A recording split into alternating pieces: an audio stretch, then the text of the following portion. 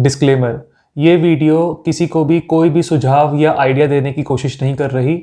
ये वीडियो सिर्फ और सिर्फ आपको जागरूक और कानूनी जानकारी देने के लिए बनाई गई है। हिंदुओं में एक गोत्र में शादी हो नहीं सकती। अगर आपको भी ऐसा लगता है तो आप बहुत बड़े भ्रम में जी रहे हैं। हिंदुओं में भी लॉफुली कब एक गोत्र में शादी हो सकती है, ये बताऊंगा आज की वीडियो में। दो परिस्थिति है, पहले के बारे में बात करते हैं। हिंदू विवाह अधिनियम, हिंदू मैरिज एक्ट 1955 हिंदुओं की शादी को रिकॉग्नाइज करता है। जैसे हम रीति रिवाज से शादी करते हैं, जैसे वरमाला, सप्तपदी, सिंदूर, मंगलसूत्र, ये सब जो है प्रथा, मतलब हमारा रीति रिवाज है। अगर किसी ने इन रीति रिवाजों के तहत शादी करी है तो हिंदू मैरिज एक्ट उसे रिकॉग्नाइज करेगा कि उनकी शादी हो चुकी। लेकिन उसमें कुछ प्रोहिबिटेड रिलेशन है कि कब कब शादी नहीं हो सकती। तो उन प्रोहिबिटेड रिलेशन में सगोत्र विवाह, एक गोत्र में शादी नहीं है, उसमें सपिंड विवाह मना है। सगोत्र विवाह के बारे में कुछ नहीं कहा गया, सपिंड विवाह के लिए मना किया गया है। यानी कि अगर एक गोत्र में है कोई दिक्कत नहीं, एक पिंड में नहीं होने चाहिए।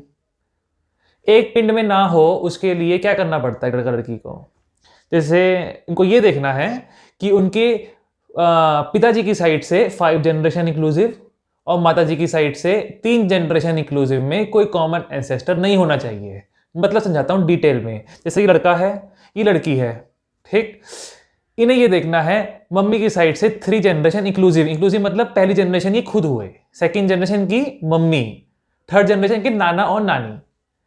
अब फादर की साइड से पहली जनरेशन खुद, सेकंड फादर, थर्ड दादाजी दादी जी, फोर्थ परदादा परदादी, फिफ्थ लकड़ दादा लकड़ दादी, दादाओं का दादा लकड़ दादा, ग्रेट ग्रेट ग्रैंड फादर जिसे आप कहते हैं। तो इनमें कोई कॉमन नहीं होना चाहिए। कॉमन यानी कि समझाता हूं, एक एग्जांपल देता हूं। जैसे लड़का है, उसकी दादी और लड़की की दादी सेम नहीं होनी चाहिए। लड़के की दादी और लड़की की नानी भी सेम नहीं होनी चाहिए। यानी कि दादी नानी से भी मैच नहीं होनी चाहिए, दादी से भी नहीं होनी चाहिए। मतलब कहीं कोई कॉमन चीज नहीं होनी चाहिए। दो लोग सेम नहीं होने चाहिए, कोई भी कॉमन एंसेस्टर नहीं होना चाहिए। अगर कॉमन नहीं है, वो एक गोत्र में है कि नहीं उसे मतलब नहीं, वो एक पिंड के नहीं है, शादी कर सकते हैं लीगली हिंदू मैरिज एक्ट के तहत। तो हम एक गोत्र क्यों बोलते हैं? हम इसलिए बोलते हैं कौन जाएगा मिलाने 5 जनरेशन तक। अगर एक लड़का और लड़की एक गोत्र में ही नहीं है, यानी कि उनका कॉमन एंसेस्टर कौन है? वैदिक काल में महाराज अग्रसेन, अगर आप देखते हैं तो कैसे बना गोत्र की प्रथा। महाराज अग्रसेन वैदिक काल में उनके 18 पुत्र थे, वहीं से 18 गोत्र की प्रथा चली। अगर गोत्र अलग है यानी कि महाराज अग्रसेन सीधा हमारे कॉमन एंसेस्टर है, बहुत दूर हो गए हमसे, कोई दिक्कत नहीं है। लेकिन अगर आप मतलब लोकेट कर सकते हैं तो आप एक पिंड में नहीं, आप शादी तब भी कर सकते हैं। दूसरी परिस्थिति, अगर आप एक पिंड के भी निकल गए, अगर 2 लोग सपिंड भी है, अब क्या? अब शादी हो सकती है? देखिए, हो सब कुछ सकता है, पॉसिबिलिटी हर चीज की है, लेकिन समझने की जरूरत है। लेकिन समझने से पहले अगर आपको वीडियो अभी तक इंफॉर्मेटिव लग रही है, हालांकि असली कहानी तो आगे बाकी है, अभी तक अगर आपको लगती है इंफॉर्मेटिव तो चैनल को सब्सक्राइब कर लीजिए। ऐसी और भी बहुत सारी वीडियो चैनल पे हैं, चैनल को, इस वीडियो को लाइक भी कर दीजिए। तो आगे बढ़ते हैं। अगर 2 लोग सपिंड भी है तो अगर वो रीति रिवाज से शादी करते हैं हिंदू मैरिज एक्ट के, तो वो शादी शादी ही नहीं है। हिंदू मैरिज एक्ट उस शादी को शादी मानेगा ही नहीं। कोई लोग शादी कर भी लेते हैं और लड़का बाद में अलग होना चाह रहा है तो कोई रेमेडी नहीं है लड़की के पास, मेंटेनेंस की, एलिमनी की, वगैरह वगैरह। क्यों? क्योंकि डाइवोर्स कैसे होगा जब शादी ही नहीं हुई तो। लेकिन हर चीज में एक बट है कानून में। कॉन्स्टिट्यूशन ऑफ इंडिया, भारत का सर्वोच्च कानून, भारत का संविधान, उसमें डायरेक्टिव प्रिंसिपल्स है जो कि स्टेट की ड्यूटी बांधते हैं। स्टेट मतलब क्या है आप देख सकते हैं आई बटन पे जाके।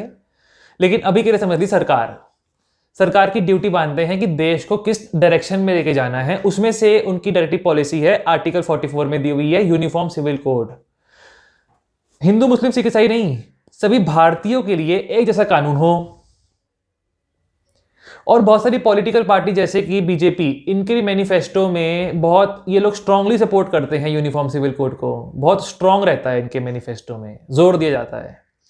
तो यूनिफॉर्म सिविल कोड के तहत ही एक कानून पास हुआ, स्पेशल मैरिज एक्ट 1954।